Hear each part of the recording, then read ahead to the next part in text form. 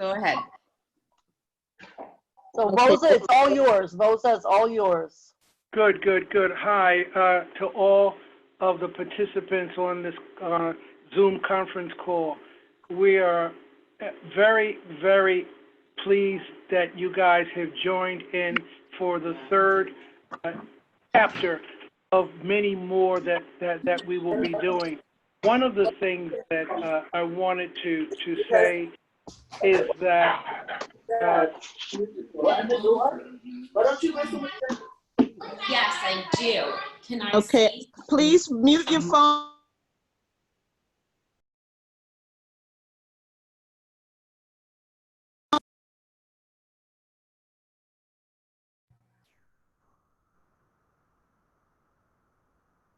Vosa, please proceed.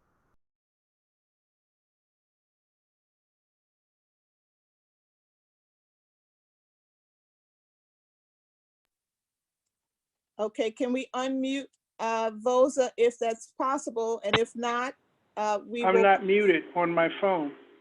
Okay, so Vosa, could you please proceed? Yes, thank you guys. I was just saying that on behalf of the Greater Harlem Chamber of Commerce, Arts and Culture Committee, the Northern Manhattan Arts Alliance, the Harlem Arts Alliance, the community boards that are joining in with us today, 9, 10, and 12, and of course, our Honorable Borough President, Gale Brewer. This is the third in a series of Uptown conferences that we feel are needed and necessary. Our goal is to put spotlights on the very small, independent, and mid-sized arts and culture not-for-profits, as well as the individual artists. So since 2001, the Harlem Arts Alliance has made that its mission, and we're glad to participate on this conference call with so many of you. And I want to thank all of you for coming out.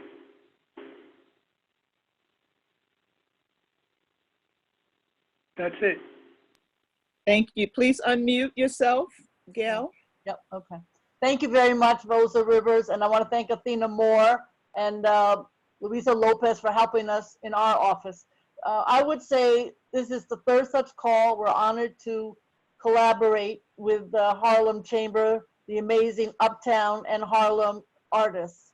There's nothing more important in New York than the work that the artists do. There's nothing. And it is interesting to me being part of NYC and Company and many other discussions. I'm also on the governor's, one of the governor's task forces for recovery. And every single time, what comes up is, despite the poverty and the challenges of NYCHA and all the other food and small business insecurities, number one, to be able to be supported in need is the artist community. And that's why, because the box office, philanthropy, you don't have third-party reimbursement, but you also have the hearts and minds and the DNA of not just New Yorkers, but the entire world, and particularly in Uptown Manhattan. So we're here to, I want to thank those. It was I think an experience he had in the past, another disaster, nothing as bad as this one, when some of the foundations said, you need to bring people together in Uptown Manhattan. And here he is doing it again. He has not forgotten. So I look forward to this discussion. I think the work that you're doing is more important than ever. And we'll certainly hear from many people who are very supportive of you. But I just want to say how much you mean to all of us. How we figure out in this new world, how you are able to be supportive of the community and get paid for it is really what I would say is my goal. So thank you very much for everyone who's on this call. We're approaching over 100 people just in the first few minutes. Congratulations. Back to you, Athena. Thank you so much. Joyous Pierce, the Executive Director of the Harlem Arts Alliance. Good evening, everyone. Thank you all so much for joining us today. I just want to echo the welcome given by Gale Brewer and Vosa Rivers, and just thank you all for being present on the past two calls that we've had. I'm really looking forward, and we're all really looking forward to how this discussion in particular will spark innovative solutions and conversations, and of course provide resources for all that are on the call. I'm very also excited to announce that because of our partnership with the Greater Harlem Chamber of Commerce, the Harlem Arts Alliance will be able to provide meal support for artists starting this Saturday. So we'll be providing a link for more information about that so that you guys can use that resource. But thank you all again for being present. And please remember to drop questions inside the chat so that we can recognize your voice and your view, and we can all push towards innovation during this call. Thank you so much. Nydia? Come on, Nira. Yeah, Nira. Unmute. Yes, unmute herself. Okay, Louisa, Yes, please unmute Nydia. she's been unmuted. Okay, There you thank you. Okay, can you hear me? Yeah. Okay, thank you so much to everyone. I'm so pleased again to be here tonight and to see everybody. It truly is an honor.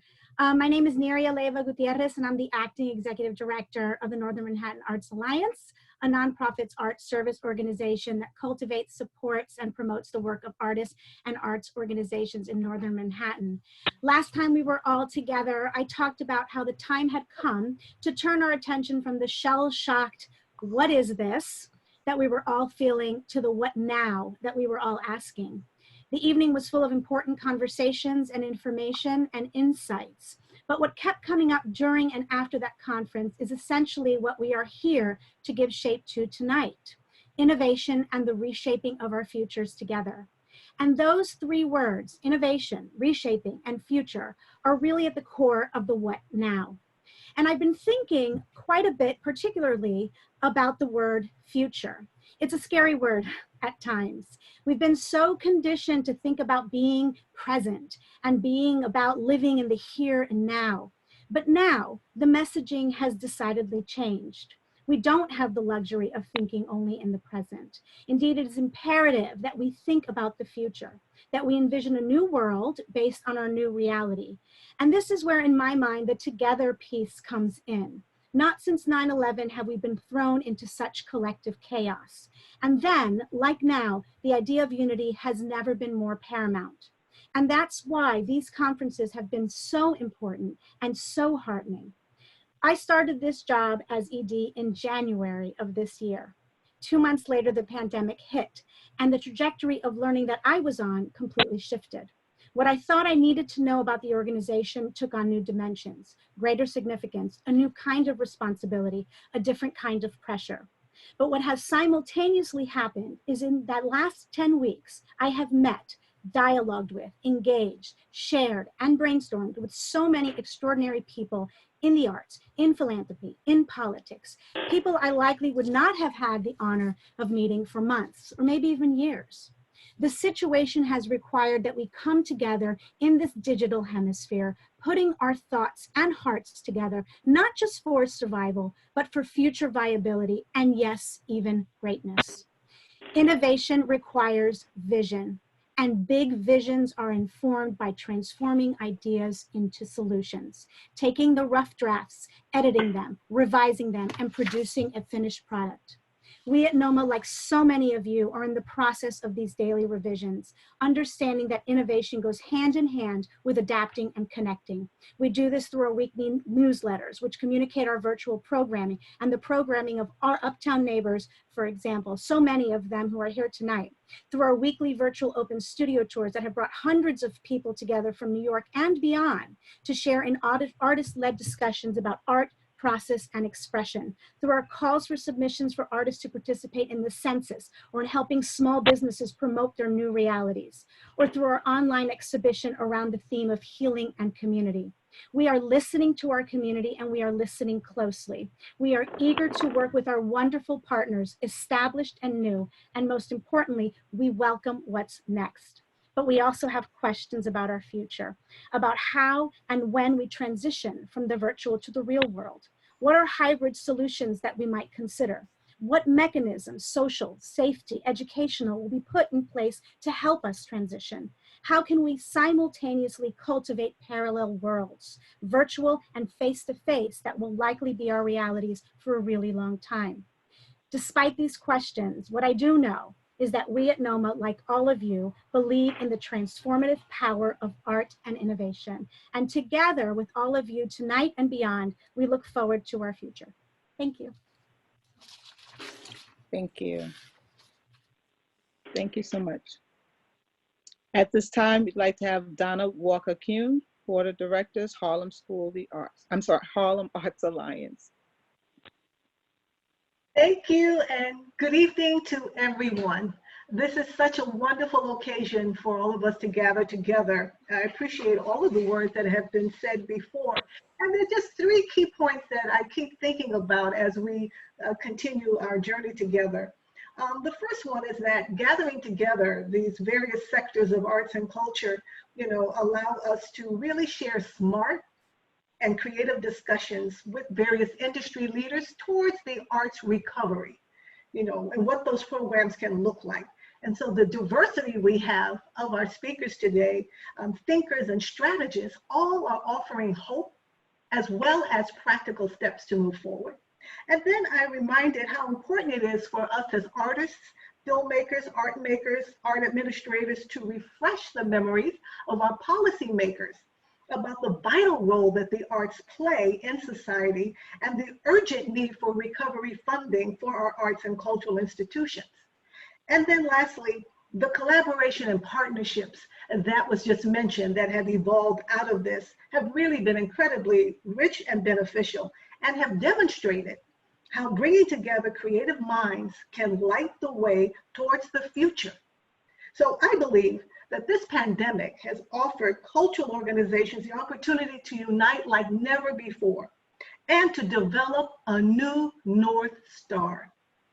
So let's continue with this vibrant discussion we're going to have today. We are all pioneers of a new era, and today we continue to explore the way forward. So our first great, wonderful speaker, Carrie McCarthy. Carrie is the Vice President of Philanthropic Initiatives for the New York Community Trust. And the trust administers the Response Impact Fund, which gives out grants to arts and public service organizations in the city in coordination with a host of other philanthropies, including Bloomberg and the Ford Foundation. Carrie also designs donor service programs that best uses her expertise in that area, and she is co-chair of a number of various networks that support women and, of course, artists. Thank you, Carrie.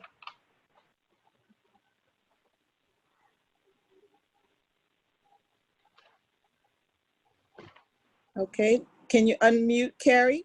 Yes. Welcome. You've got mail.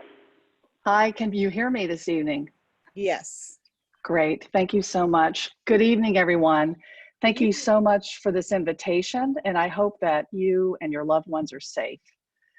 The New York Community Trust is a community foundation that works to make our 8-county downstate region a thriving, healthy, and livable community for all.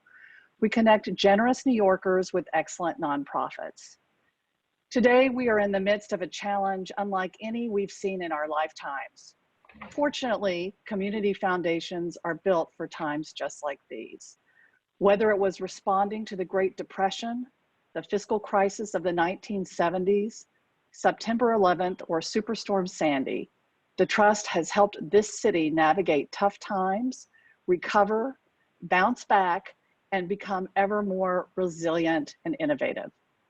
We will get through this public health crisis together. It's government's job to provide the safety net that will bring us back and keep us safe. And philanthropy cannot replace government funding, but it can augment and complement and be an excellent partner in the work of government. On March 20th, the day the governor announced that the state would be put on pause, we announced a $75 million partnership, the NYC COVID-19 Response and Impact Fund. Today, that fund now stands at more than $100 million. And through it, Nonprofit Finance Fund is providing interest-free loans And the New York Community Trust is providing approximately $70 million in grants to help nonprofits respond to emerging needs, cover losses associated with the disruption of their operations, continue their critical work for this 12-week period as they await government's help, and yes, innovate and look to the future. We're so grateful to the founding 18 partners in this effort that include the Andrew W. Mellon Foundation, JPB Foundation, Carnegie Corporation, Doris Duke, Robin Hood, Rockefeller Brothers. You get it, it's a long list. They have now been joined by more than 1,000 individuals whose contributions have ranged from just $5 to multi-millions to help our arts and culture and human services sector recover and bounce back. Just 1 week after the RFP opened, providing this help, we made our first grants, and we have made them every week over the last 2 months. All of this happened while we worked remotely and built entirely new technology systems. Our RFP closed a month ago, and we have nearly completed processing the applications received, but we still have more to go on the list. Many of these grants are helping nonprofits navigate this initial emergency period, and many are supporting new innovations that we're already beginning to see unfold around us with new technologies, creating live art on platforms such as this one. We're seeing social distance volunteers appearing in parks and all kinds of exciting things. There will be great innovations that emerge in our sector over the next year, and the artists are going to lead us into that future. We need to double down on what we do and excel at in this sector, and that is creative thinking. If we get back to our basics, get back to our missions, get back to creativity, we will find our way forward and we will lead this city there. At this point, I want to note that the majority of the grants that we made have been issued, and they include many wonderful uptown arts groups, and I'm sure some of them are on this call, like the Classical Theater of Harlem, the Apollo, Dance Theater of Harlem, Harlem Stage, the National Black Theater, the Caribbean Cultural Center, Harlem Needle Arts, El Museo, and so many more. The grants that we provided range from $5,000, which is the amount that was requested by the group, up to $250,000. And we've been gratified by the outpouring of interest in our program from our philanthropic partners, both donors and nonprofits alike. We're in the final stages of this effort, and we're really beginning to reflect on what we have accomplished. Of course, the Trust is going to keep doing what it always does with our regular work. Our annual competitive grant-making program awards $50 million annually across all of our program areas, and that effort continues apace. Our program officers have been working feverishly to identify critical needs and address them. And here I want to give a shout out to Salem Sagai, who's our arts program officer, and Lee Ross, who works on our arts education programs. If you all have not met them, I hope you will. They're a fantastic new team. They're working together. Our whole team is working together. We've been making emergency response grants from our regular portfolio to groups like City Harvest to feed the hungry, the City Parks Foundation to assist with the open space needs that we all crave, and to expand ed to give our youth the attention that they need over the summer, because they're going to need it. They're really going to need us this summer, y'all. Our board is going to meet again in 2 weeks, as it does the first Thursday of every June, and it will award even more grants to help address this crisis from our ongoing program. And I also want you to know that our donors, those that hold donor advised funds with us, have doubled their giving to help address COVID-19. Their grant making is up $8 million in April 2020 compared to April 2019, which is very impressive. I just also wanted to say in closing that I am gratified that whenever New Yorkers face a major crisis, such as the COVID-19 outbreak, the New York Community Trust is there working on the front lines and behind the scenes to create important partnerships that connect those in need with those who want to help them. Thank you for listening, and thank you for being part of an extraordinary uptown community that is working so hard to brighten the lives of all of us who live in Upper Manhattan. Thank you so much, Carrie. We appreciate you being here. We did want to take an opportunity for just a few questions before Carrie has to depart. We'd like to have questions placed into the chat. So if you have a question, please place your question into the chat. Right now, we have one hand that has been raised. Carol Frazier. Carol, we're going to unmute you and ask you to ask your question.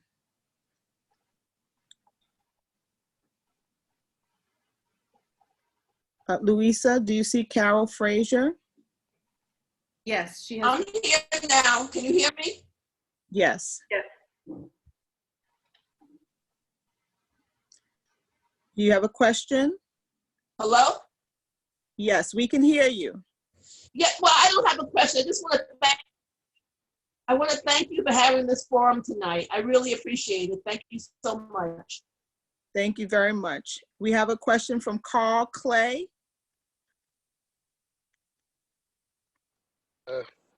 Yes, good evening. Again, I'd like to thank the Harlem Arts Alliance for doing this meeting. I'm with Black Spectrum Theater and a member of the CTC. My question to Carrie, Carrie, also we'd like to thank you for a grant to assist us in continuing. My question is, will there be another round of funding for the COVID-19 fund? At this point, we have basically allocated grants to all of the monies that we have been raised. Okay. Thank you. Thank you. There's a question from Gwendolyn Black.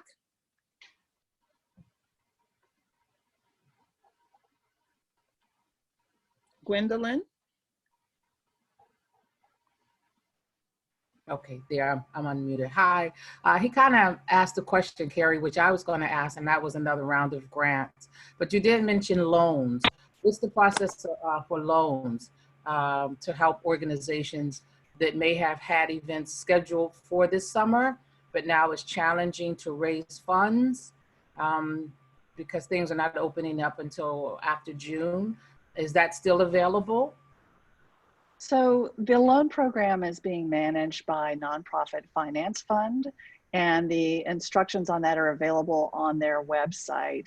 The intention of the loans was to help those nonprofits get them capital they needed as a bridge until, say, government contracts were able to be fulfilled. You got it. Thank you.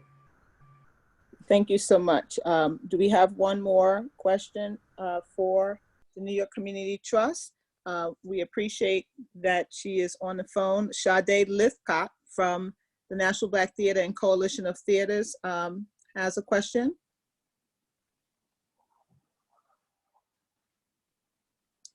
Sade, are you unmuted? I'm unmuted. Carrie, so great to see you here. Thank you so much for all that you do. I think if folks don't also know about Mosaic, also something that New York Community Trust has championed specifically for organizations of color, folks should know about Mosaic. And so my question comes from the space. In you saying that support from some of your stakeholders for COVID relief has increased, which is so generous. I was wondering, will there be any Mosaic initiatives around COVID? Might that be possible or something to look for down the road? Thank you for reminding me about Mosaic, which is my one of my most favorite programs and things that I've worked on in my career. For those that don't know about it, the Mosaic Network and Fund, it started as a funder collaborative. It grew out of research that the Doris Duke Charitable Foundation and the New York Community Trust commissioned from Yancey Consulting that looked at the needs of the incredibly vital, robust, and wonderful Alana/POC arts community that this city has. And so we have put together a funder collaborative that made grants to a number of Alana arts organizations in December. They're 3-year grants, and a portion of those funds are for general operating support, that there were also capacity building efforts embedded in that. In the So those grants went out at the end of the year, and obviously COVID hit in March. So we did go back to the Mosaic grantees and tell them that the first year of funds they could use for whatever they needed to. So we did repurpose that. We are continuing with the work of the Learning Network. And if there are folks on this call that aren't aware of it and that want to be part of a learning network that is POC arts organizations with arts funders in this city, working together, learning from each other, and trying to figure out collectively how we can drive more resources into this community, I invite you to join us. And the best way to do that is to contact my colleague, Salem Sagai, and just say you want to join the Mosaic list. We're going to be, we had obviously, like everyone, hoped that we would be meeting face to face to continue our network activities. We're going to obviously have to move to that online on platforms such as this one. But we are starting to figure out what the next steps are going to be for that. And we are going to try to get some gatherings together over the summer. So send an email to Salem Sagai, SNT, at nyct-cf, as in Frank, I.org, and we will get you on the list. And obviously I'm on this call, so people will have my contact and you can contact me if you want to. At this point, we don't have additional grant making dollars for the Mosaic Fund, and we very much hope that we can raise them over the next 3 years, given what's happened with COVID-19. I think it may be a minute before we're able to have success with that, but we'll see. We haven't, that is a goal, and we'll see what happens. Thank you so much. We have one final question that they were trying to raise their hand. Anna Sharino, and then after this question, we'll thank you, Carrie, for being with us, and we'll continue the dialogue with the rest of the panelists. Anna? Hi, everyone. Thanks, Athena. And thank you to all the organizers for convening this amazing group of Uptown arts leaders. Carrie, my question is that this is such a transformative moment for culture and our entire city, first and foremost, but also for culture and philanthropy alike. And we've really seen the philanthropic community rise to the challenge and really think about what's needed on the ground in order to help organizations survive. And you see cultural organizations also thinking about how do we really become community hubs and community anchors, and how do we build sustainability within our communities. And so these are really amazing transformative conversations. How do you suggest that we communicate to the philanthropic world what we need moving forward? Right? We've received, and we're so grateful, Museo did receive funding in this moment to help us navigate this crisis. But as we now are in a second stage where we're in a prolonged moment of crisis and looking towards the future, we really need innovation in this moment to make sure that this emergency funding turns into more sustainable ways to do work on the ground. So what are ways that we should be elevating that message to our funders and to our philanthropists?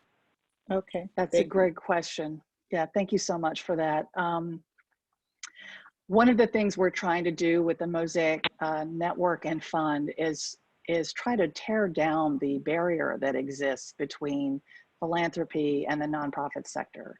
You know, that is hard to do. There is a power dynamic in place that we're all aware of, but we are trying very hard to create inroads and new opportunity for real sort of face-to-face and heart-to-heart exchange where we can build trust with each other. And I think that really starts by just being honest and direct and trying to start the communication. So I would be in touch with your core supporters and tell them what's going on. I would participate in surveys that come your way because funders read the results of all of those sort of field-wide studies. You know, if you have a group of colleagues like the Coalition of Theaters of Color, for example, you guys, a group like that can get together and sort of document what they're seeing and what their challenges are and share that out, but just, you know, by email to your partners in philanthropy. Those kinds of, when you get a message from a coalition. I think folks listen to that because they see as more of a trend that they need to pay attention to rather than something that's happening at one specific organization. Harlem Arts Alliance is obviously a tremendous vehicle for doing something like that. So I think it all basically boils down to us just remembering that we're all humans and trying to have a conversation. And sometimes, I know funders can be they're inundated with lots of emails, and some folks are better about responding than others. But I would just say, just if you send it, and even if you don't get a response, someone probably took the time to read it, and it will percolate and inform the activities that they undertake. And that's really, I think, what you want, is just to be sure that your partners in philanthropy are as informed as they can be, so they can make the best decisions. Mm-hmm. Mm-hmm. And I think with that, I think with that, my time is up. So I'm going to shout out, but this has been great. Thank you so much for having me. And I hope you have a great conversation. Thank you, Carrie. We appreciate. And I can see from the chat room so much appreciation for the support from the New York Community Trust. So that's really great. Our next speaker is Espy. And Espy is a BR director and sound media designer for theater and immersive experiences. She was named by American Theater Magazine as one of 6 theater artists to know for multimedia storytelling. And her work encompasses global stories of women, social issues, and the African diaspora, often with an Afrofuturist cyberpunk lens. Her original work is also influenced by Gothic horror, anime, and visual kei. She received her MFA in Performance and Interactive Arts at Brooklyn College and is a proud alumni of Virginia Tech. Welcome, Espy. Thank you, Donna. Thank you, everyone, for having me today. So I just would like to talk a bit about, hello. I would like to talk a little bit about the work that I've been up to and what type of questions that has brought up for me. So as was mentioned, I work in both theater and immersive experiences.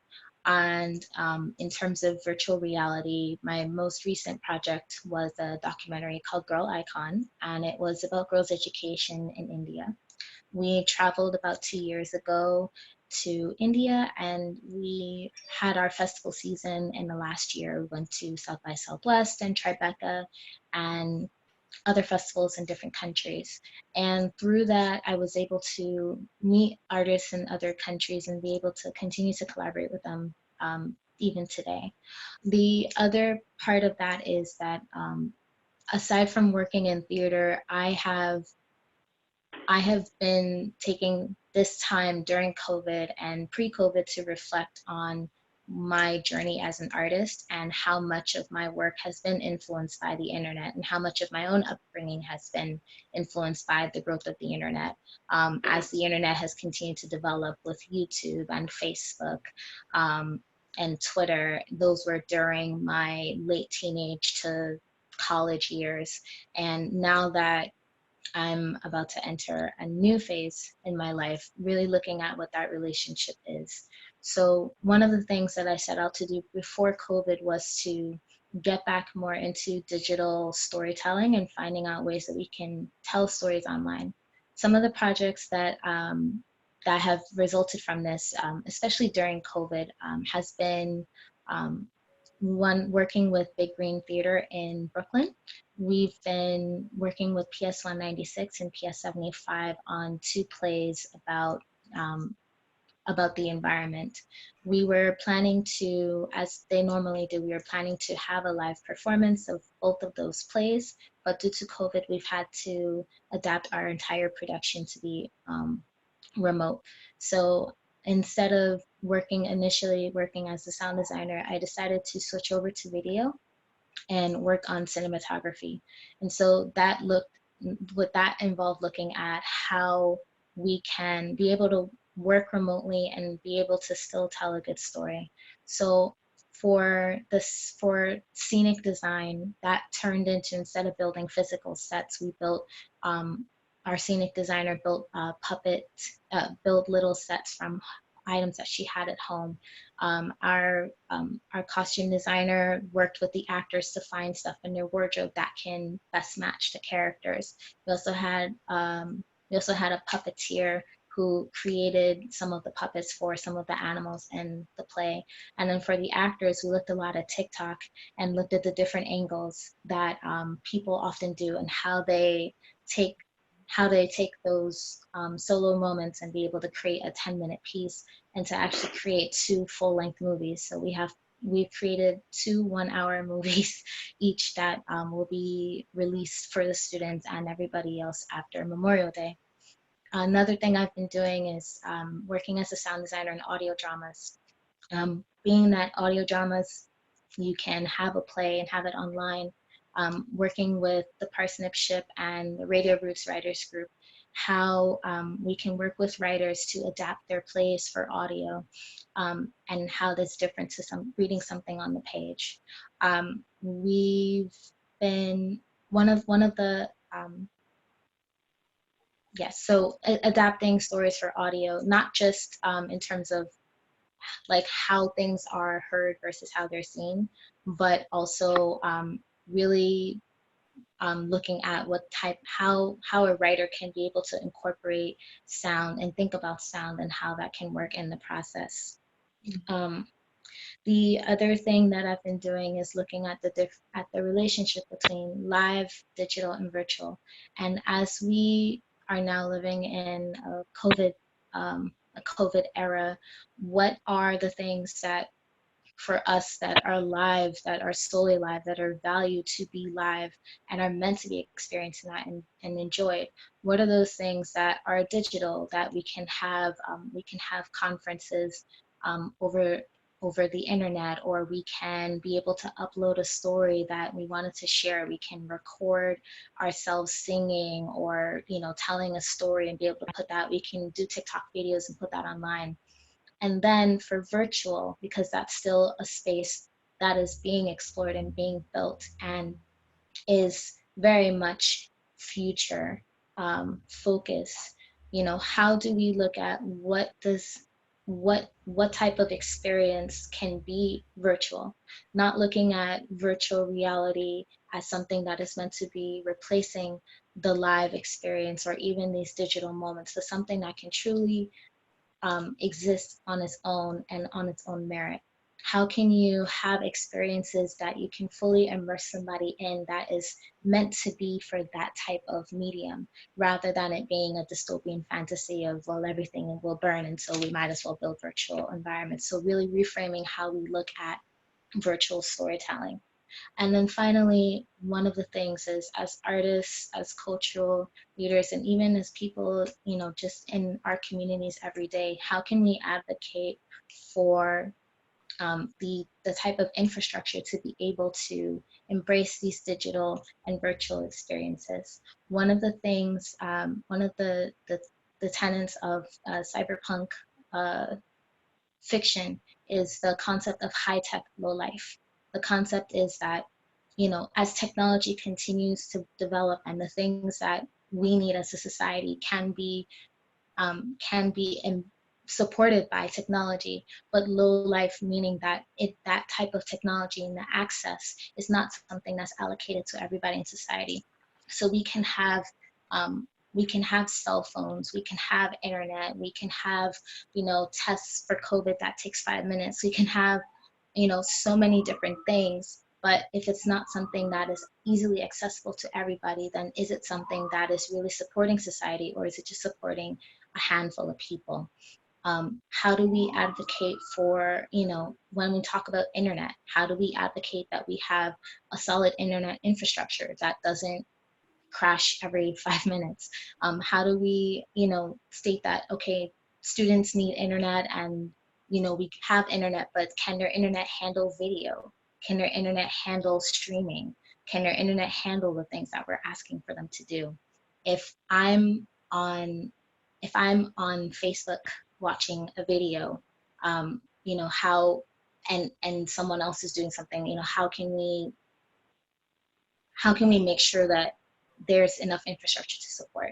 So those are some of the things that I've been looking at and wanting to continue that conversation with other people. But thank you. Wonderful. Thank you. Thank you. Borough President, I believe you're going to do the next intro. I am. Thank you very much. All I can think listening to you, S.P. Proctor, is, and I'm not speaking about the two people I'm about to introduce, but you are so much more interesting than any elected official I ever heard in my entire life. I just want to let you know that. And I will say that into a microphone. I'll say that at a rally. And I'll keep going, but I'm not talking about the two people that I'm about to introduce, but God help us with some of my colleagues. All right, so Commissioner Ann Delskio is the Commissioner of the New York City Mayor's Office of Media and Entertainment. We call it MOME. She's a native New Yorker. She's an attorney from Brooklyn Law School, and she has many, many years in film and TV. She has really made a difference in bolstering the creative sectors of film, television, theater, music, advertising. There's a lot in this particular agency. And now I know she's been working with the Office of Nightlife, which also has a commissioner, and which, since everything in New York City is controversial, add nightlife to that, even though it brings a great deal of money to our city. She's been part of the Sundance in terms of a producer, and she's originally she's Filipino, her parents, and she has done an award-winning documentary about Imelda when she was the former First Lady of the Philippines, as we know. She has been part of the Center for Asian American Media. I know her for her time when she was General Counsel of Women and Film. And so we're really, really honored to have you here. And I also appreciate it because when she was appointed, she came and met with us in person at 1 Center Street. So thank you very much, Commissioner. We really appreciate you joining us here today. I think you can see the amazing quality of the Uptown Arts. Go ahead. Thank you. Thank you, Borough President Brewer. I am also one of your constituents. And so I thank you for everything that you do for the Borough of Manhattan. And I also just want to thank, I'm not sure if he's on, but my friend Lloyd Williams, who I've had the pleasure to know through a family friend, and Rosa Rivers and the Greater Harlem Chamber of Commerce, Joyce Pierce and the Harlem Arts Alliance, and Neria Gutierrez at NOMA, who I've had the pleasure of getting to know over the course of the last few months. Some of you may know that I'm actually a freshman commissioner, if you will, but a lifelong worker in arts and entertainment and independent media. So it's really a joy to be here with all of you. I thank you for the opportunity to be able to speak with you, especially the writers, editors, poets, playwrights, musicians, actors, filmmakers, and the other artists who have joined us today. It was really impressive to hear the work of SB. Definitely want to follow up and talk a bit more about what's going on, because it definitely falls along the lines of what we're doing at the Mayor's Office of Media and Entertainment. Yes, MOME is how we refer to it. I'm primarily responsible for supporting the creative economy in this city. Many of you might know us. Originally, we were the Office of Film, Theater, and Broadcast, and we're responsible for permitting throughout permitting film and television production throughout the 5 boroughs. That was the primary focus of our agency for the better part of over 50 years. And then we took over the administration and operations of NYC Media, which is the largest municipal broadcast radio and television station. We bring you the mayoral press conferences. We cover the city council hearings. We also do a lot of the interagency announcements to make sure that New Yorkers are informed about what's happening in the city. And then, yes, we certainly took, we are now overseeing the Office of Nightlife. And then in support of all of this, in support of the creative industries and nightlife, we have programs and initiatives that are really designed to increase access and opportunities for all New Yorkers in the creative sectors. So We have our workforce program. Some of you may be familiar with the Made in New York Production Assistant Training Program, which now has over 800 graduates of that program working in film and television throughout New York City. From that, we developed the post-production program, which prepares New Yorkers for careers in post-production. We have an animation program. We just had our first virtual film festival yesterday. That program is for young people ages 12 through 24. So it's in community centers throughout the city, and I think there's about 1,200 participants in that program. And then we also have the Women's Fund for Music, Media, and Theater. Sorry, the name, I sometimes get the names of our programs mixed up, where we've distributed grants to over 150 projects led by female identified creatives. And the idea was to provide finishing funds for women in particular working in the creative industries to help them get to the next level of their career. And we've been very pleased to see a number of those projects get completed and find wide distribution. We also do a lot of public programming in partnership with festivals and community organizations. We are a proud sponsor of Harlem Week. We bring movies under the stars and Broadway and the boroughs to communities throughout the city. And all of that is to say that we are really committed to increasing access in all kinds of ways.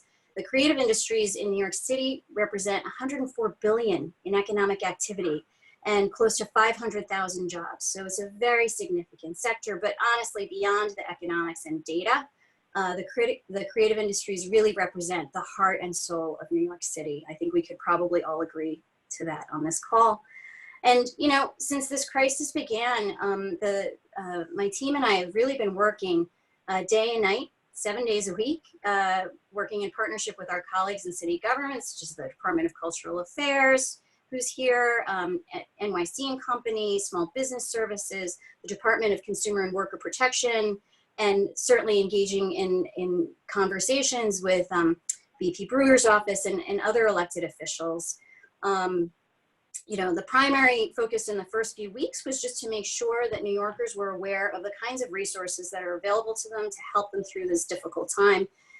We conducted a series of surveys, both in the nightlife and media and entertainment sectors. We did surveys of business operators, as well as workers, freelancers, artists, to just get a sense of what impacts they were feeling. We also conducted a series of town calls, which are, so we did 4, again, for media and entertainment and nightlife, and it was broken down according to business operators and again, workers, freelancers, and artists. And those are available on our website. If you weren't able to attend those, we do have links to them on our site, where we had folks coming in and talking about how to access unemployment insurance, how to access some of the PPP, the loan programs, other financial assistance. And then we're continuing to do weekly mailings to update the resources as we become aware of them.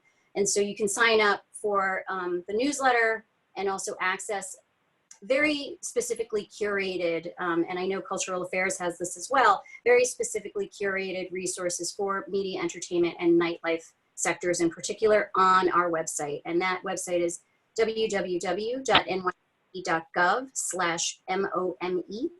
And we're happy to share that after the program as well. And then certainly, you know, the opportunity to come and speak directly with folks through programs like this.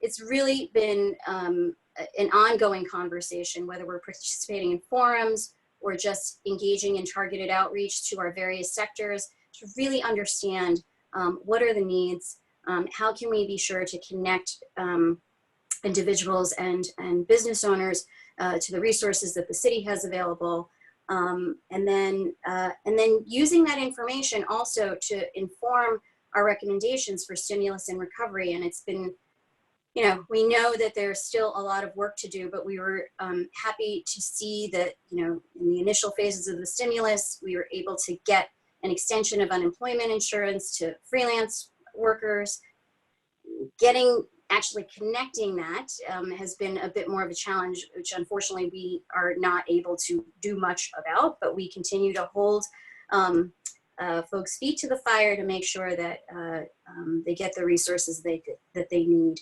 The other thing I would say is, as we're focusing on restart and recovery, I think many of you may be familiar with the councils that Mayor de Blasio announced. He has set up specifically a number of sector advisory councils. The one that I sit on is the Arts, Culture, and Tourism Advisory Council, where we have representatives from a cross-section of industries, theater, film, music, tour operators, and hospitality. So it's a mix, but the idea is to get sort of a focus on how do we support those sectors to really draw New Yorkers back to gathering and draw tourists back to the city. Obviously long term, but that work has to start now. And then I also serve on the Racial Inclusion and Equity Task Force, which is really focused. So there's the industry sector advisory councils, which are to inform specific areas of industry. And then there is sort of an internal, it's all commissioners and government employee staffers focused on how do we make sure that the recovery plans that we put into place really leverage this opportunity to address some of the inequities that we have seen revealed in this crisis, right? And so we're really focusing on what recovery looks like, but through a lens of like ensuring that we're reaching and bringing up some of the hardest hit areas. Finally, and because I want to leave some opportunities for questions, but I want to say, I am a native New Yorker. I am as proud a New Yorker, I might hazard to say, as Borough President Brewer. I really feel the pain and anxiety that many of us are feeling. But I have to say, one of the great things about being a New Yorker is that I also see the strength and creativity of this community. Some of the things that SB was talking about, but really the arts and entertainment of New York City is what's kept New Yorkers together at a time when we can't be together, right? And I've seen some innovative ways that our culture leaders and our arts and entertainment leaders have really tried to bring programming to the community in whatever way they can, virtually, through audio, playing out their window, just really trying to figure out how to connect and being successful in bringing us together. Obviously, that's not a replacement, but another way of engagement. And so, it's just a testament that despite whatever challenges we're experiencing, we still find ways to support each other. And I want to thank all of you for that, and just let you know that I want to do all we can to help, because we know that there is no recovery for New York City without you. So thank you for letting me be here. Thank you so much. Gale. Thank you very much. And my next wonderful person to introduce is the new Commissioner of Cultural Affairs. He's only been there since Monday, but I certainly want to thank the mayor for appointing an extraordinary person, Gonzalo Casales. He's the new Commissioner of Cultural Affairs. I know him because of his amazingly cheerful, knowledgeable personality. And he was director of the Leslie Loman Museum in Manhattan, and I remember it was a friggin' hot day. And you showed me around because you had an outdoor and indoor, and the exhibit was phenomenal, but it was hot as hell. And also in the past, you have been obviously not only at the Leslie Yeoman, but you were at the High Line for a while, and then also I know you because you had an amazing role at El Museo. I think that we're all very lucky that you are joining us. I know that Kathy Hughes was interim, and she has said nothing but great things about you and the work that you are looking to be part of. I think you're coming in at a very challenging time, but you're up to it. I know you grew up, I think, in Argentina. You teach, or you have in the past, at City University of New York University, and Yale University. The only thing about you is you happen to live in Queens, but we had to listen to Council Member Jimmy Van Bremer talk about that endlessly, but I survived. I just want to let you know. Otherwise, you're fabulous. And I want to say that it's a challenging time. I think that the administration understands the importance of funding cultural, and I think in the past, actually, the mayor has funded this particular agency more than any other mayor in the past. And that's a real credit to him and to the fact that you're there and that you have been appointed. So thank you for joining us on very short notice. We really appreciate it. And we look forward to hearing from you, Commissioner.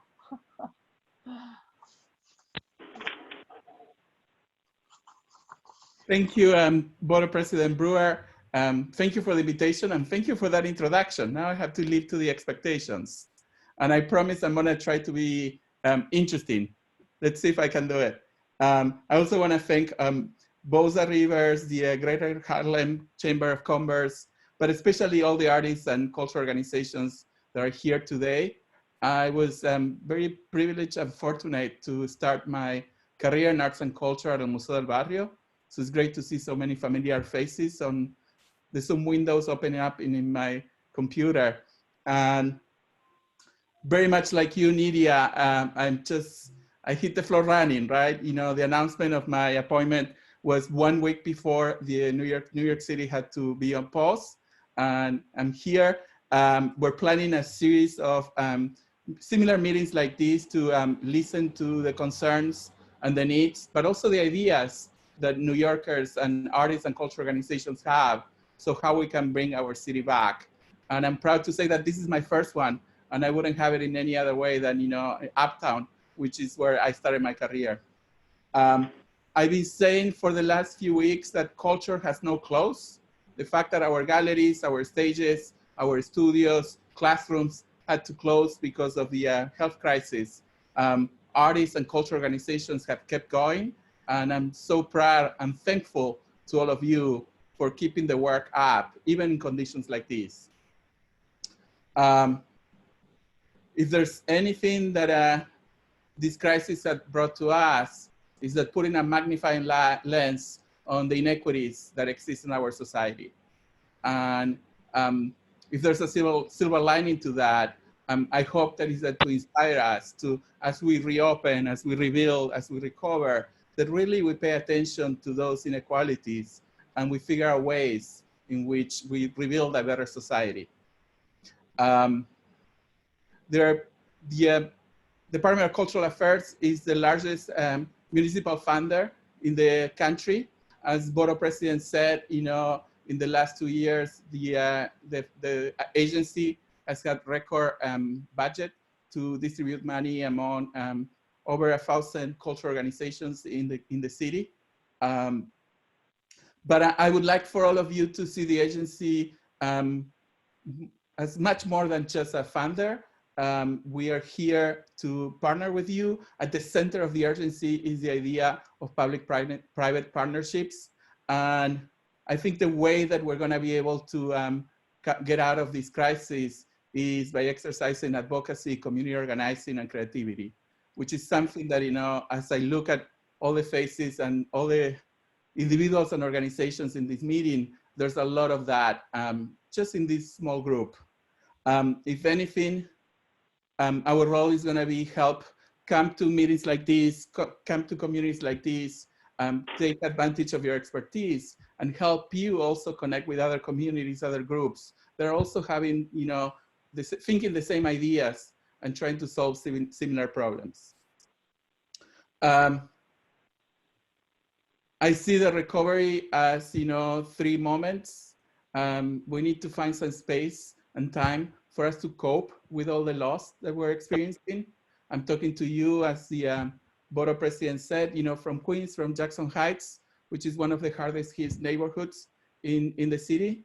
But also as we cope, I invite you to help us imagine, you know, how our city looks like, you know, after the recovery, and really roll up our arms and start building that society that we want to see.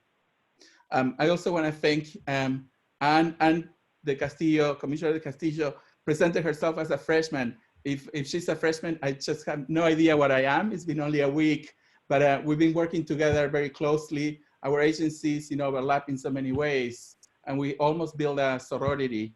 And I want them to join, that sorority so we can help our city come back. Thank you. Thank you so much. Unmute, Donna, you have to unmute. Got muted that fast, wow. I was thanking both of the commissioners for your wonderful, generous words. Thank you so much. Our next speaker is Betty Sue Hertz. Betty Sue Hertz is Director and Chief Curator of the Wallach Art Gallery, part of Columbia University. Previously, she was the Director of Visual Arts at Yerba Buena Center for the Arts, where she curated numerous large-scale exhibitions focusing on global exchange and political agency. She was the first curator of contemporary art at the San Diego Museum of Art, where she developed a robust program of exhibitions and symposiums addressing transitions in cultural spheres of reference, including past and reverse contemporary art of East Asia. And in the past, in the 90s, she was active in the New York arts community as the director of the Bronx Museum. So we welcome Betty Sue Hertz. Thank you.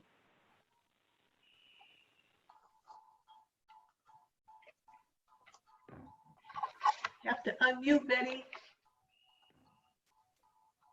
While Betty is unmuting, I just want to remind everyone that we will have questions for the commissioners and Betty Sue right following Betty Sue's remarks.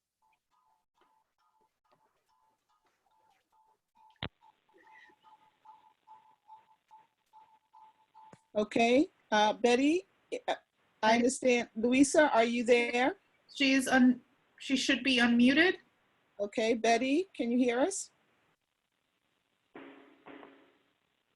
Okay, I'd like to turn to the commissioners and the public while we work out Betty Sue's technology. Are there additional questions? One of them that's in the chat, just to start us off, is a question from James Kerry, more so a comment, but he says, many of our Black and Latino artists and non-artists are being kicked out of Harlem. Somehow leaders of finance, politics, religion, real estate should give some focus on gentrification, racism, law enforcement brutality, lack of funding for creators who may not be in an inner circle. Are there any thoughts or supports that could be provided for the community in that context?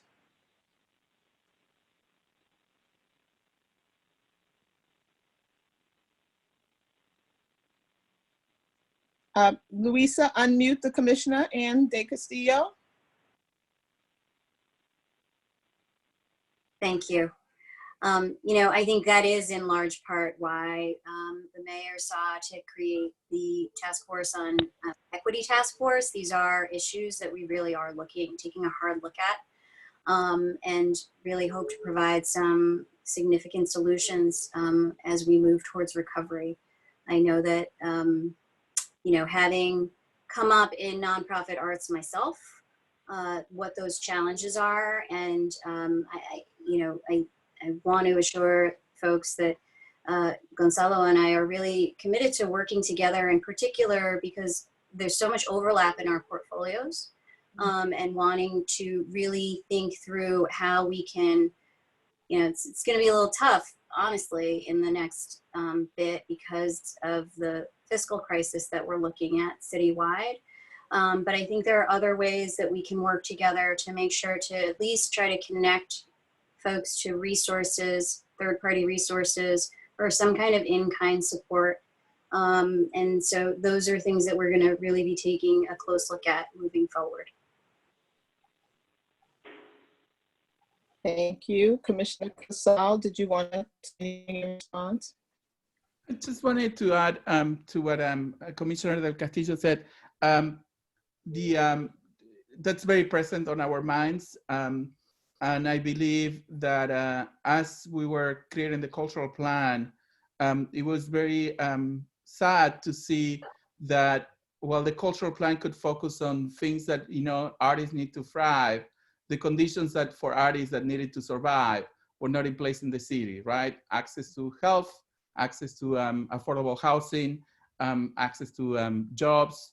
And as we're thinking, you know, how to rebuild the city, and this is something that the mayor keeps saying in every meeting we're having with different sectors, is this is the time in which we need to advocate at the federal level.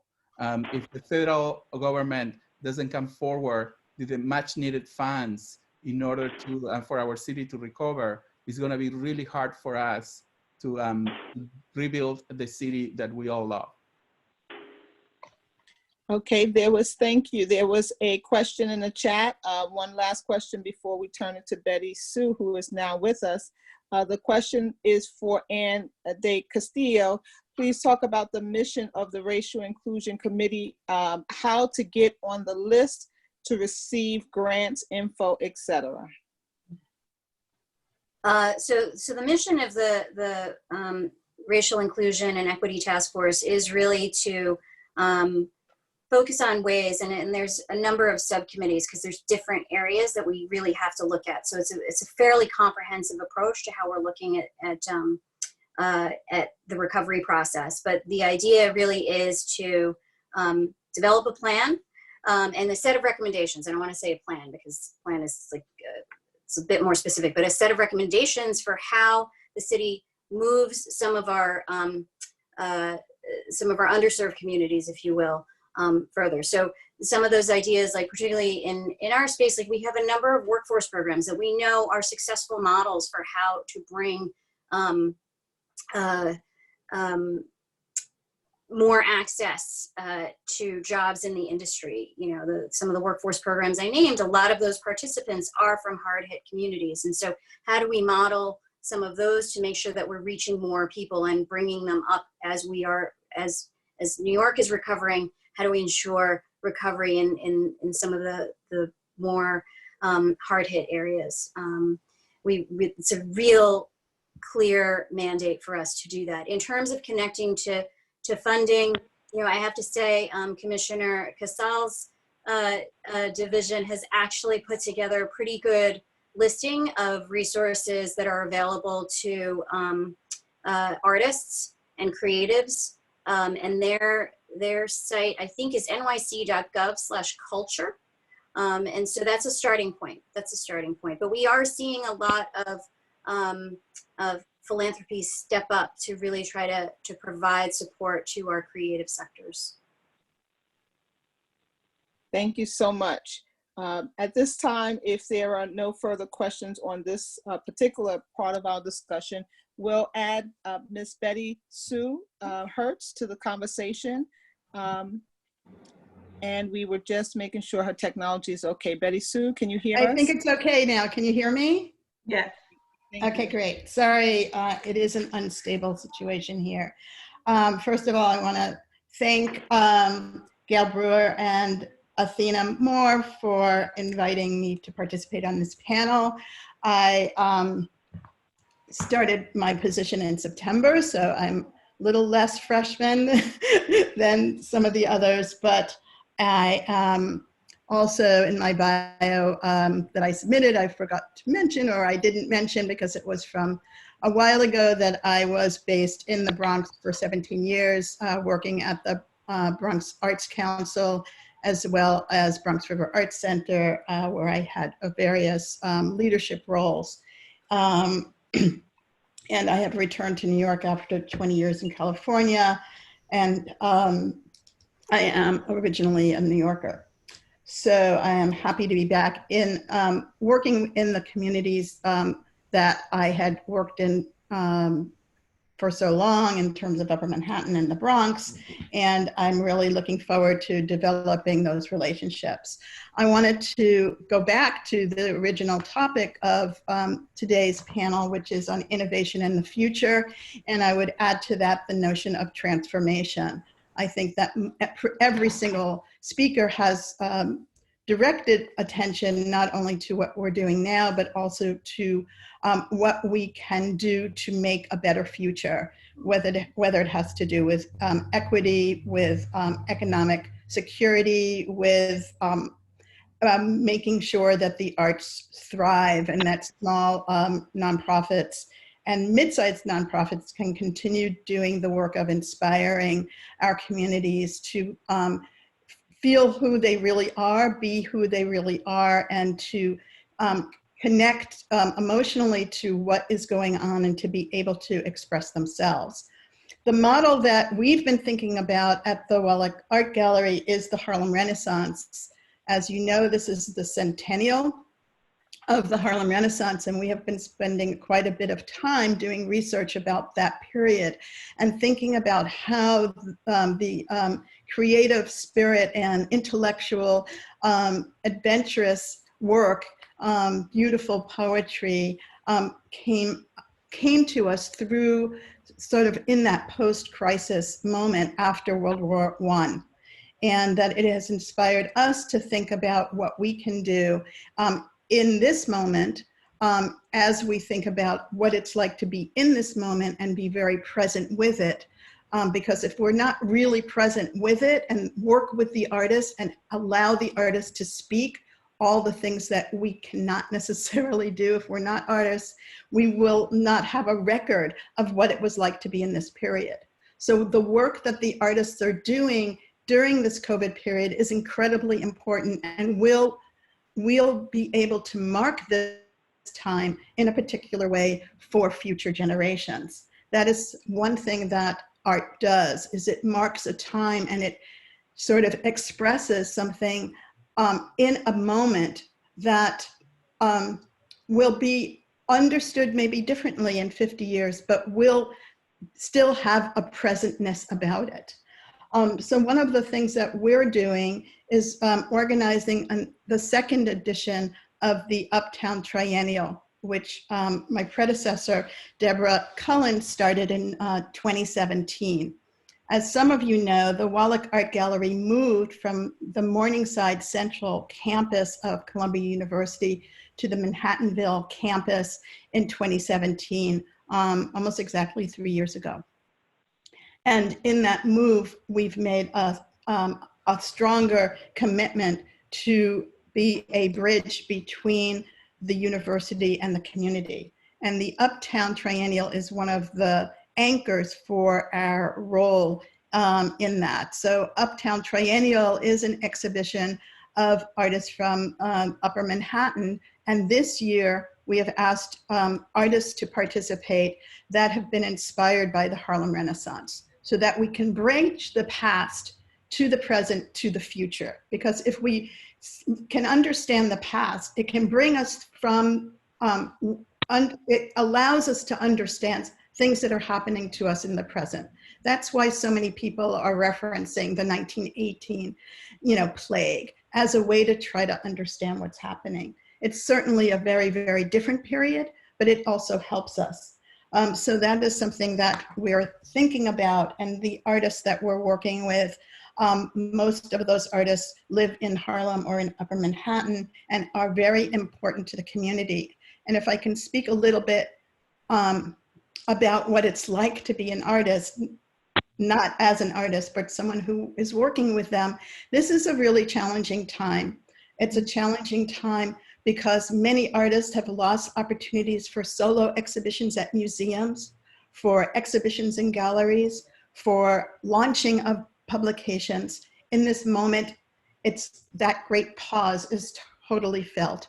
There's an economic fallout, of course, not only from sort of the sales of work or the actual work, but all of the gig economy that is dependent on these artists, that these artists are dependent on the gig economy, which is in such a disarray at the moment.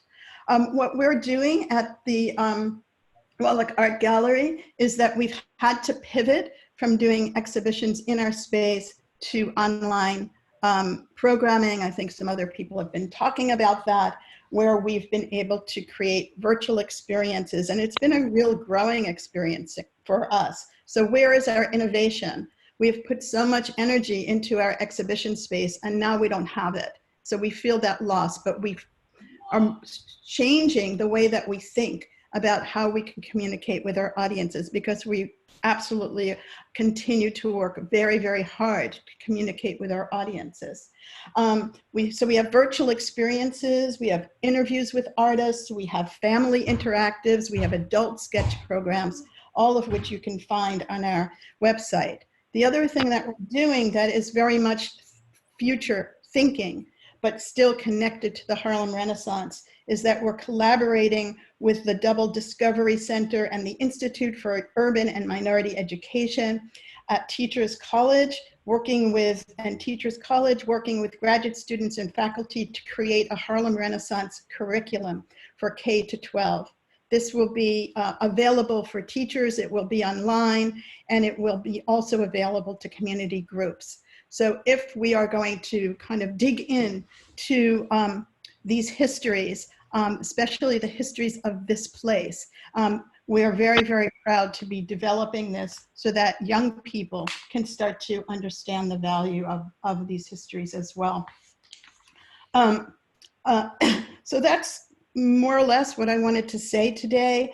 I think that we're here now. We want to look to the future, but we want to look to the past to help guide us as we go into this incredibly new, uncertain, and truthfully, incredibly frightening moment. Thank you. Thank you so much.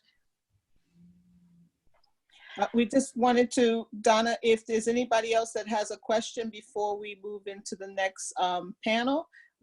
We thank everybody who's asked their questions so far. We have one in the chat, which we'd like to just call attention to.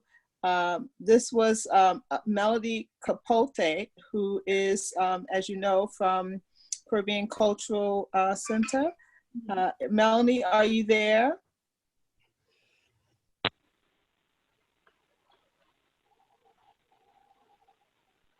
Okay. Hi. We also hear me? Okay. Yes. Yes, go ahead.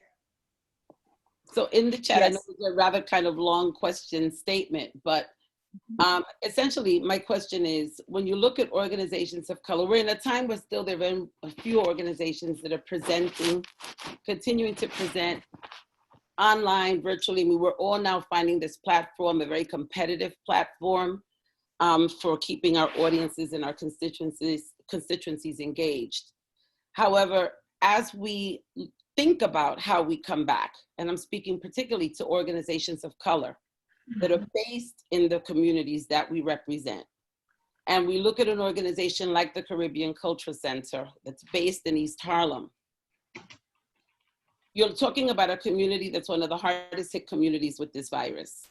Number 2 on the list, South Bronx and Queens. And so as people talk about coming back to normal or new normal, what we know for our institutions is that normal was never equitable before. I don't want to go back to normal. No. I don't want to go back to normal. It wasn't an equitable share then. We don't know what it'll look like now moving forward, but there's an opportunity here. There's a real opportunity for us to gather and think with the players at the table to reimagine what this could look like for us in the future.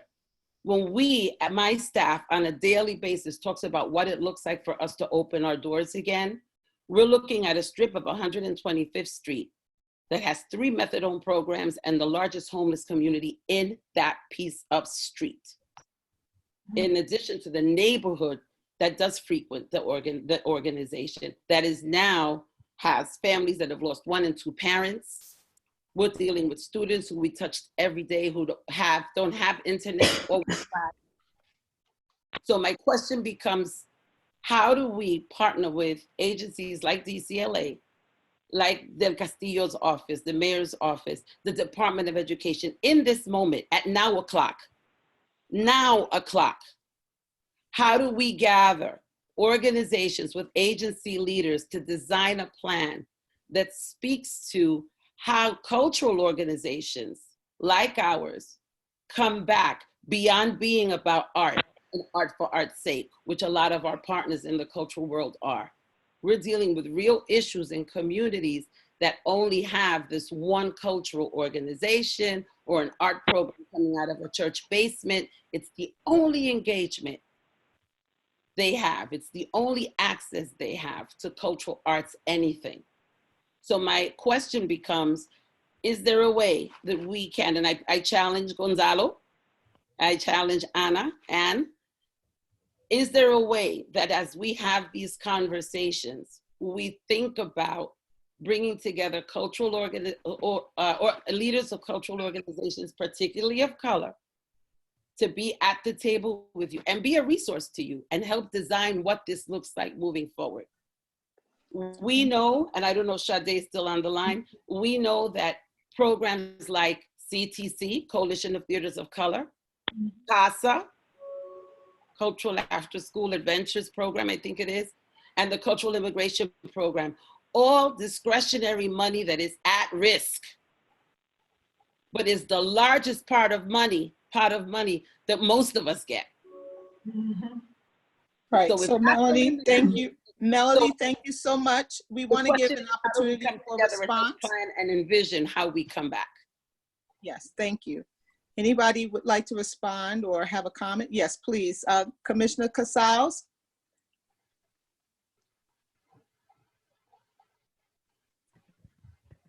Hi, Melody.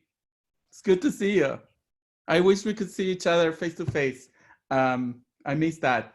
I couldn't agree with you more. And, you know, one of the things I've been saying, you know, my first week is, what's the point to access power if you cannot bring your communities along, right? I'm gonna be very honest with you, government moves at a different speed.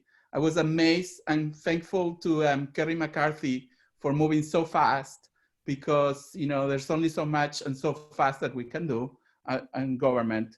But what I want to change a little bit of what you were saying, and again, I feel you, right? You know, I live in Jackson Heights, Corona, Jackson Heights, Elmhurst. I was sick myself with COVID for a few weeks. So I'm still very privileged, but, you know, I'm very close to the realities that many of our communities are experiencing. But the one thing I want to challenge is, let's not think of, you know, the table that may exist downtown. This is the table in which we should have the conversations. This is where we should be coming up with the ways, the answers that our communities need. I'm a strong believer that, you know, those closer to the problem are the ones that are closer to the solution. And I invite you to hold me accountable in coming back to this group as many times as you need me to be here. But not only need me just to come up with ideas, it's just to be able to listen, you know, how this group progresses in solutions. And I also been saying that, you know, there's gonna be moments in which communities like these are gonna have to make me do things, right? You're gonna have to be out there making enough noise so I can make a case for the need that you have and be taken care. That's a little bit, you know, how the theory of change works, right? You know, you get somebody in power and you don't just sit around waiting for them to do something. You really just give them the opportunity to prioritize the needs of the community that you represent. Thank you. Commissioner Castillo? Yeah, I would say, you know, Commissioner Casals just started, right? So so we have been talking among our agencies to make sure that we're supporting each other. And so, you know, I'm happy to have a follow-up conversation here. You know, one of the things that I just want to be sure is that we're not always in the position of determining like who's supposed to be at the table. And so we would really look to this community to come organized and happy to sit and hear so that we can make informed recommendations. I mean, I'm really serious. Like, this is, you know, sometimes people are like, oh, thank you for being here. It's like, this is exactly where Commissioner Casals and I are supposed to be in this time, is engaged in conversations with our local communities so that we really can understand what it, because it's not the same everywhere, right? And even within for example, like within the film portfolio, like those are different.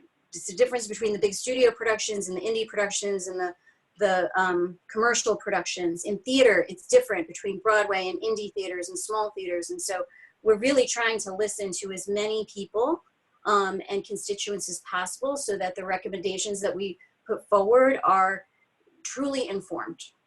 And it helps us to understand what communities are doing on the ground, how they're envisioning what a new recovery looks like, so that we can try to set up supports to uplift that and move that forward, if that makes sense. And so happy to follow up with a group after this and schedule a time.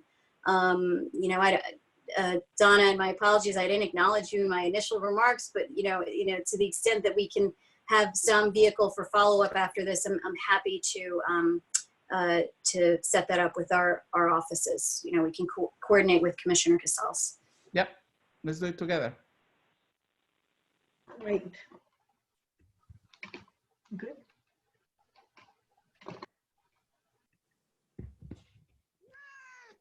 Donna, yep, thank you. We just want to thank those who've spoken so far. The discussion continues with our next panel. We have artists who are representing different parts of the sector, and we will have a final Q&A following these remarks. We are extending the call until 7:45. So Donna, please introduce the next few speakers. Absolutely. The next three speakers are going to be touching upon the topic of empowering small to mid-sized arts organizations and artists. And so we're really pleased to have all three of them with us this evening. The first is Vi Higginson.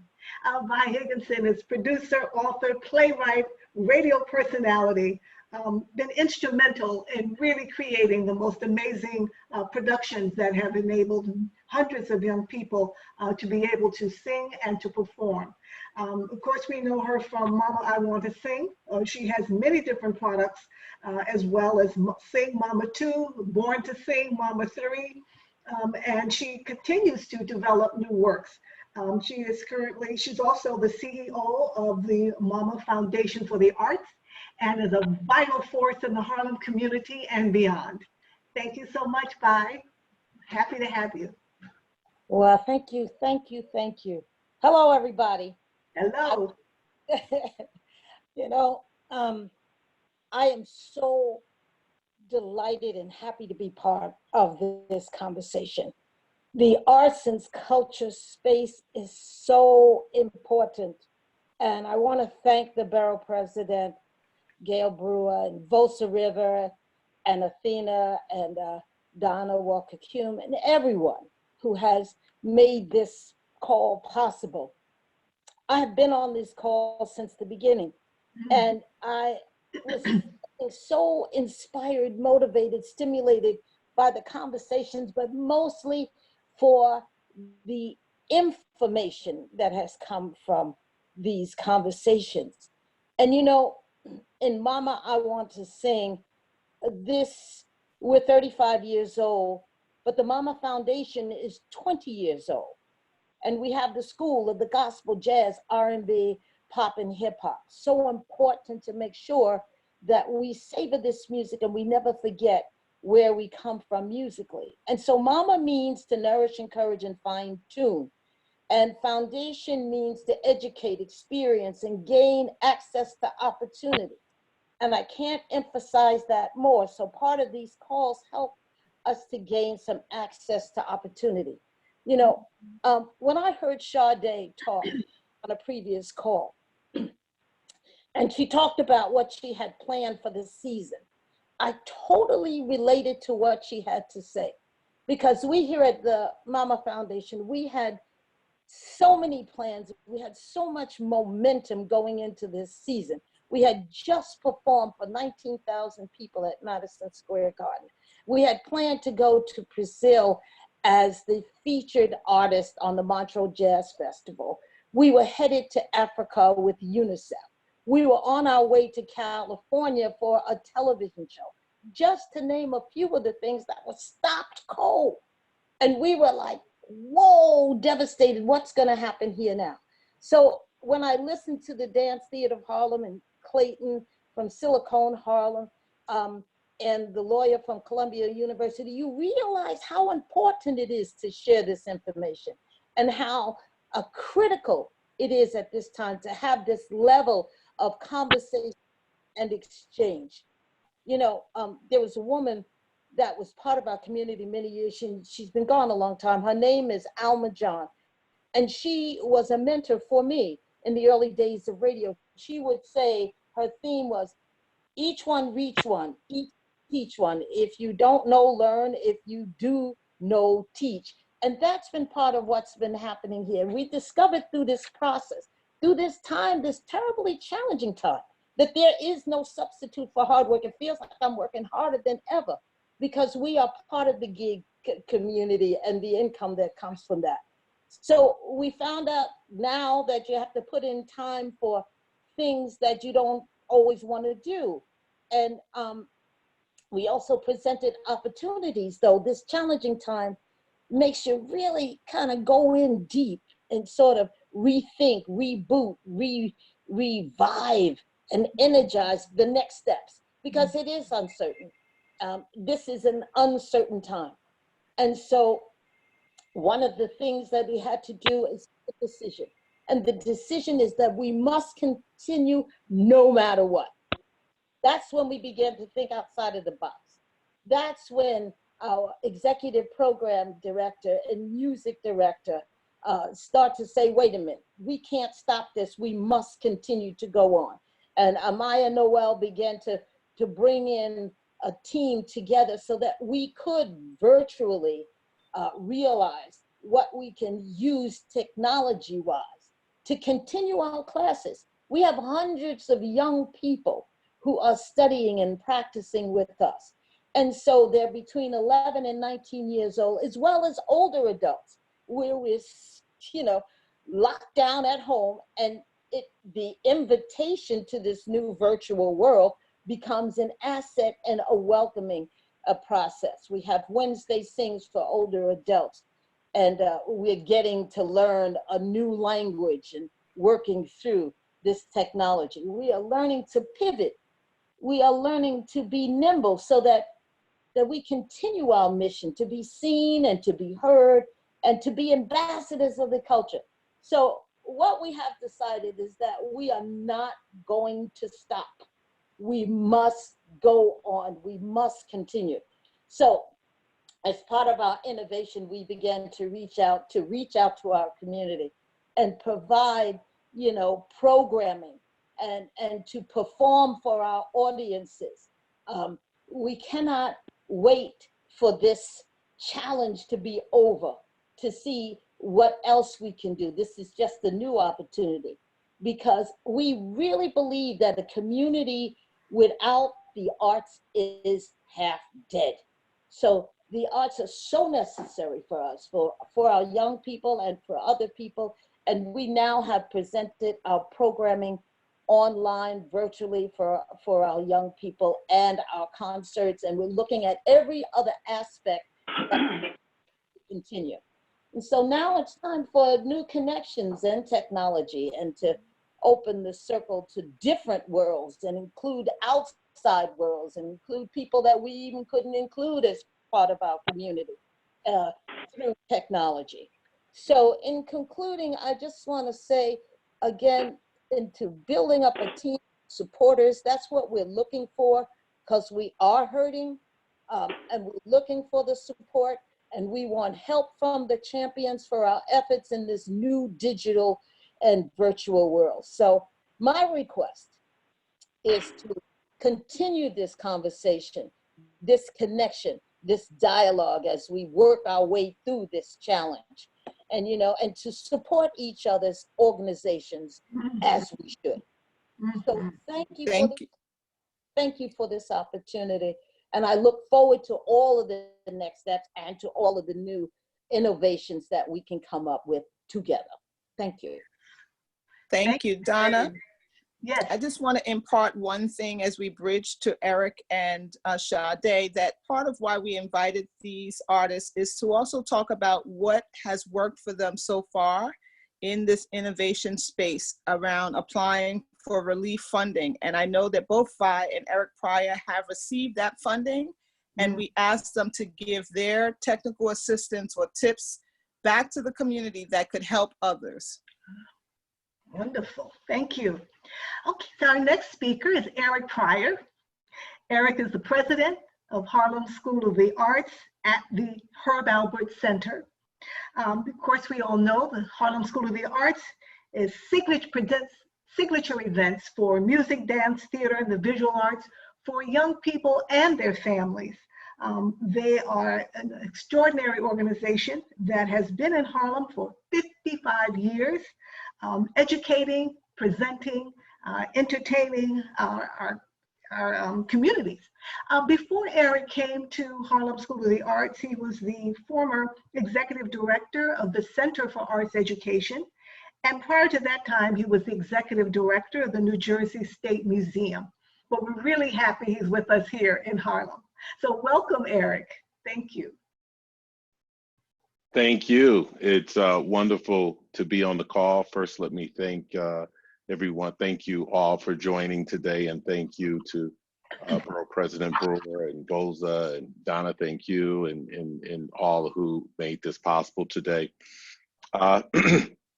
I would just say one of the things when I look at and was thinking about empowering, how do we be innovative, and how do we be empowered or take power? I think, you know, the thing that, and just, you know, as listening to all the speakers, one of the things that comes to mind is collective. Collective work, collective voice, collective mission. Too often in the arts community, oftentimes we're siloed and not together. I think the power, our power comes in when we come together. In the business world, most times when they look at great business people, they describe them as in terms like, you know, visionaries, disruptors. Well, you know, what I would say is that when I think of the people I know in the arts, they are some of the greatest visionaries, and they are the disruptors. I think that as artists, we have to think of ourselves, have to think of yourselves and really come at it in a very entrepreneurial fashion and recognize what one can do. I think when we look at this moment that we're in, which is unprecedented, one of the things that's very interesting to me is when we looked at HSA, we found ourselves with 11 weeks left in the semester. We found ourselves, let me just say, start off by saying we are a brick and mortar business. We are brick and mortar. We have 37,000 square feet. And all of a sudden, the things that we've done in that space since the 1970s, we couldn't do anymore. Our team, my sister had said to me, Eric, what are you guys going to do now? I said, well, my sister Tony, I said, you know, ballet is something you need to be at the studio. You need to be in proximity to one another. Well, that was turned upside down on its head, and we were able to move everything online, and you know, we really didn't have online classes or virtual platform. But what I will say is that majority of our team are artists and they're creatives, and they figured it out. I think the skills that you learn, that we learn in the arts, and I speak now as, you know, as an arts educator, are so critical and are so transferable. When I look at, you know, what we learn in terms of being master communicators, what we learn in terms of learning to be work collaboratively, in terms of what we learn in being critical thinkers and creative problem solvers. These are all things that are vital, not just to creating our work, but to running our institutions, to thinking about how we will go about your career as an artist. These are things that will, you know, help take you to the next level. A couple other practical things that I'll touch on also is one, I think we all have to think outside the box. This moment of COVID, you know, we had a long-standing relationship, and I don't want to throw any banks under the bus or that sort of thing, but with a bank, and what we learned very quickly was that we were a very small part of their huge universe. So, you know, and so when we originally applied for the PPP, it took that institution a month for this to run through the cycle and us to get a thumbs up. The second institution I'll name is Carver Bank. When we applied there, we got an answer back in a moment of days. We were actually talking to people. I think it's very important that we know your local, other local businesses, local bankers, folks who are more knitted within the community and are part of the community. In many instances, they have access. So that's just was part of my own experience with the PPP. But the other thing I would just say is, in terms of resources in it, is that you should know there are institutions out there, particularly for individual artists, that are really dedicated to supporting individual artists. One of them is the New York Foundation for the Arts. They have a whole lot of, I mean, you know, NYFE is one of those places where you're going to find job listings. It's one of those places where you're going to find grant opportunities for artists, not for cultural institutions, for artists. So I think it you know, that would be incumbent upon you. Also be aware that NISCA, which is New York State Council on the Arts, as well as Department of Cultural Affairs, they also have regranting and have programs that, you know, that artists can tap into for funding. I would say, you know, for an artist, a mentor of mine, Al Loving, told me years ago that, you know, for an artist, having the ability to have the sort of financial freedom is critical in being able to explore and make your work. And so that's one of the reasons why I mention these, because, you know, many times money that comes from foundations like the Andrew Mellon Foundation, or foundations that are dedicated to supporting individual artists, or have part of their portfolio dedicated to supporting individual artists, it's important to be able to free oneself up to have the time and the space to be able to create work. The other thing I would say is real important, and we learned it right now in this moment, this emergency moment that we're going through during this COVID crisis, is how important it is to document what we do when we have performances, our own work, the quality of the documentation. In this moment, you know, how many of us really thought that we couldn't bring together an ensemble in this moment, whether it was a music ensemble or whether it was a theater ensemble? So for many of us, the work that we're presenting and the content that's being presented just across the board, whether it's on cable television or whatever, majority of it is repurposed. There are things that come from our archives, and that recognizing that how important it is. And when I was still actively making art and painting, one of the things I learned and realized very quickly was that my work, essentially how I documented was my work to people who had never seen it live. In other words, you couldn't come to my studio and see my painting. The quality of my work was represented in the transparency, the photograph, the slide, the video. So it becomes critical that for those of us who are doing, like HSA, much of what we do a lot in the performing arts space. So not only the visual quality becomes critical, but sound quality becomes critical.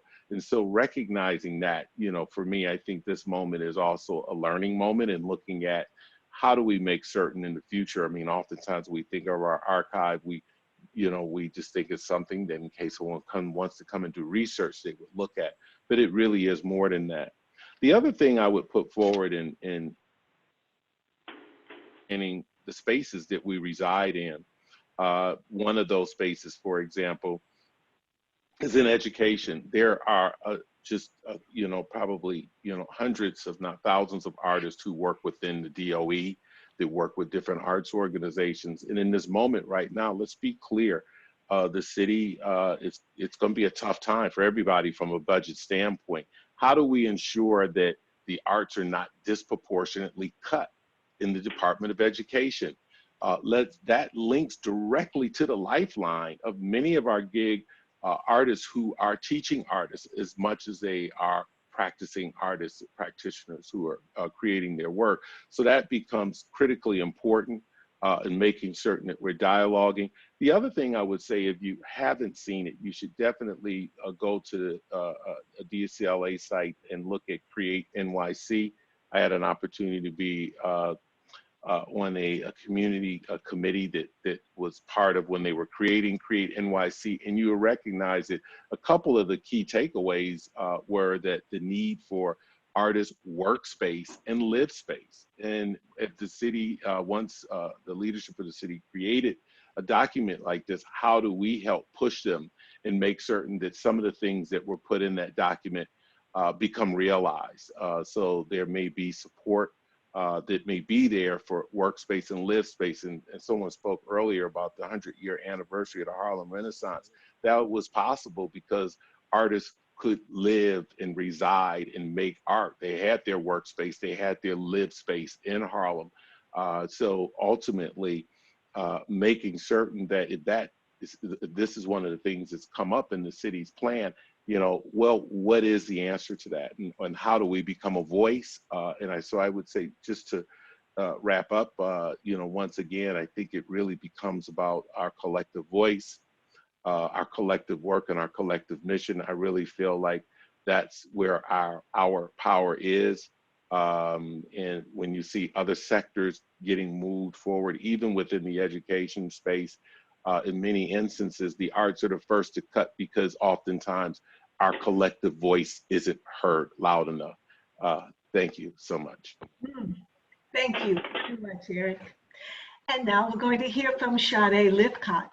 I'm sure we're all familiar with this force of nature.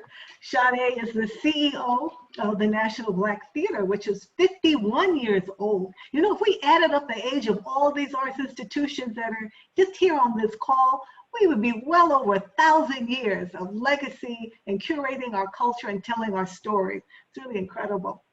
Sade is also the chair of the Coalition of Theaters of Color. And that organization represents the oldest theaters of color in New York State. And so, you know, National Black Theater, of course, produces incredible work.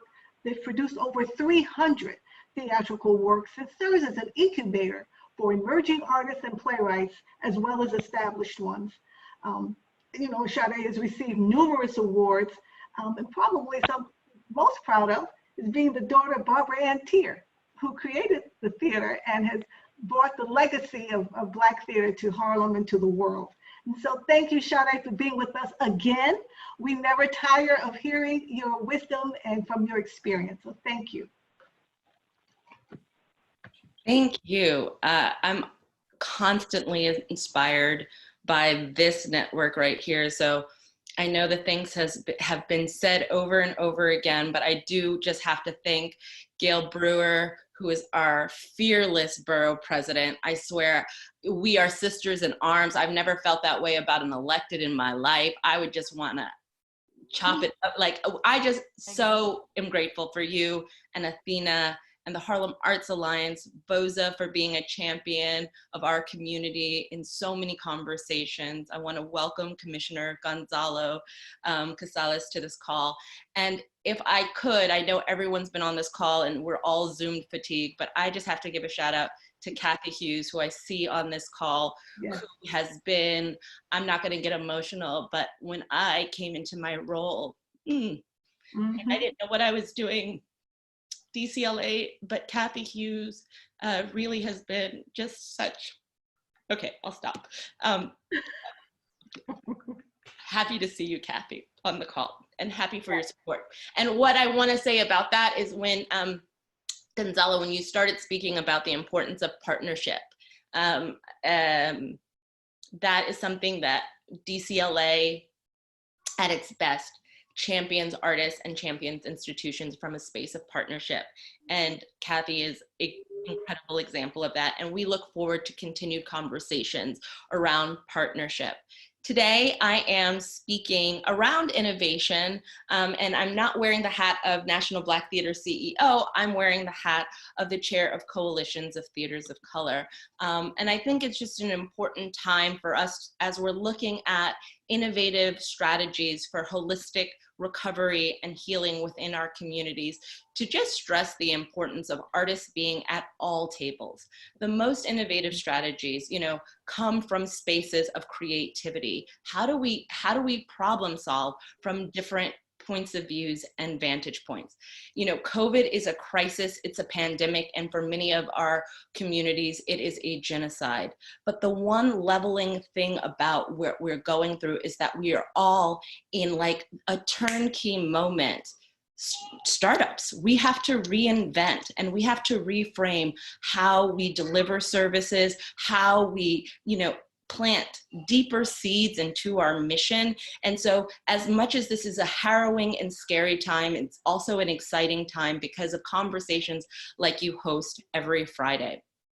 So I just want to speak very briefly about the Coalition of Theaters of Color, which is a remarkable city organization that started 17 years ago. It's New York-based nonprofit theaters founded in 2004 by the late cultural icons Ossie Davis and Ruby Dee to address systemic inequities in cultural and civic theater space. The institutions represent the artistries and cultures of a growing majority of New Yorkers.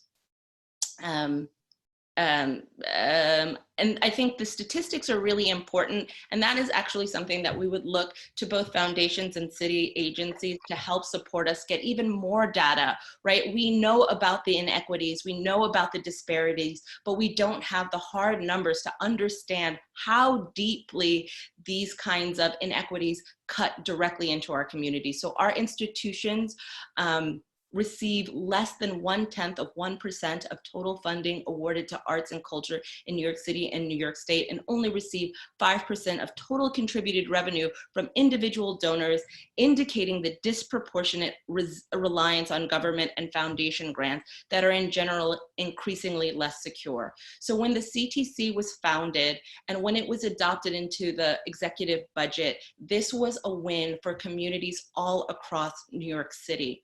It has grown in its impact and is now a city council initiative that funds 42 organizations across all 5 boroughs. Through the coalition's tireless advocacy, we got that done, and together as a sector, we represent thousands of people of color. We employ thousands of people of color. We serve millions of New York residents across the 5 boroughs. Our institutions preserve, serve, and shape culture. And what is New York if it is not a rich tapestry woven together by the contributions and sacrifices of people of color? Yet through COVID-19, we're able to see with pristine clarity the negligible disparities in equity, and resources afforded our communities. Today, our institutions and missions are more vital than ever. And so this is why partnership is important. We play a key role in recovery for our great city, as many of our organizations are more than just theaters. For decades, CTC institutions have functioned as safe havens for the communities in which we operate, each year serving thousands and thousands of New Yorkers with vitally needed cultural, educational, social, and economic resources and opportunity for youth, seniors, families, in local neighborhoods, and to the broader residents living in the outer boroughs. While these are extraordinary times, we remain optimistic about the resilience of our artistic community in New York City, but we must continue to be vigilant and recognize, though we are enduring the same storm, we are not in the same boat. And if communities of color are not well, none of us are well. So, innovative and holistic recovery strategies require artists and culturals to be at every table, not just the tables that refer to the work that they do. As thought partners with the city, we can be trusted bridges of connections to communities, combating so many systemic problems that our communities face. The Coalition of Theaters of Color welcomes the opportunity to meet with our partners at DCLA, our new commissioner, and to forward these conversations. And the last part I will say, as I know we're all Zoom fatigued, is that this is also an invitation. CTC is holding a town hall June 4th at 5:30. That is a placeholder, and we will get back with Athena and Borough President Gale Brewer to confirm it, to gather our community and elected officials to have this critical conversation. At this critical juncture, we implore you to preserve the initiatives that serve communities of color.